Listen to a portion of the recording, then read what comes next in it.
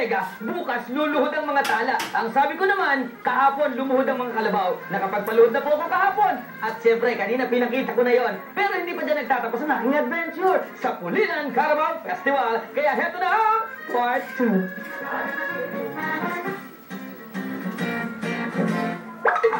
Para po patunayan na it's more fun in Pulilan, heto na po ang kanilang ipinagmamalaki ikinararangal, the Pulilan Carabao Festival!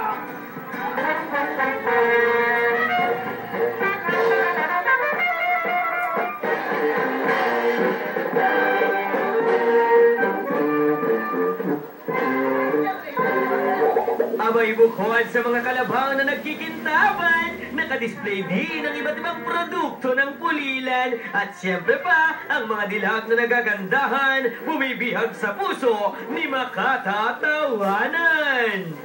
Miss, kalabaw ba ako? Bakit? Kasi napapaluhod ako sa ganda mo.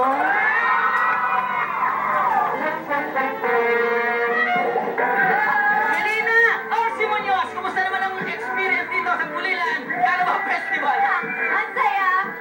Sobrang warm yung pag-welcome ng mga tao. Naman sa ganda mo, ako pa lang nag-i-enjoy na. How did you find this event? Wonderful. Absolutely amazing. Wow, you believe in the Carabao? Yeah, thousands of them. You can do the English Carabao? We don't have them. I do that. At siyempre po, ang pinaka-center of attraction, itong foreigner nito. Kung tawagin po ito sa lahi ng mga kalabaw, Tisoy. Alam niyo ba, na ngayon po ang nagparehistro ng mga kalabaw ay mahigit sa 700. Ang dami kumpara sa mga nakararaan.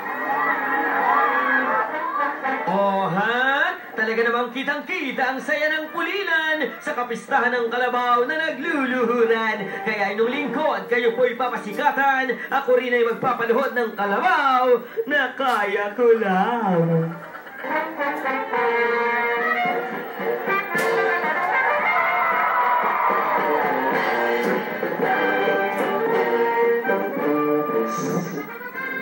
Sa pagkabalik ng Good Morning Club, hindi pa po tapos ang banding natin with Phil at James Young Husband. Kaya tutok lang dito sa programang nakakainlove, Good Morning Club.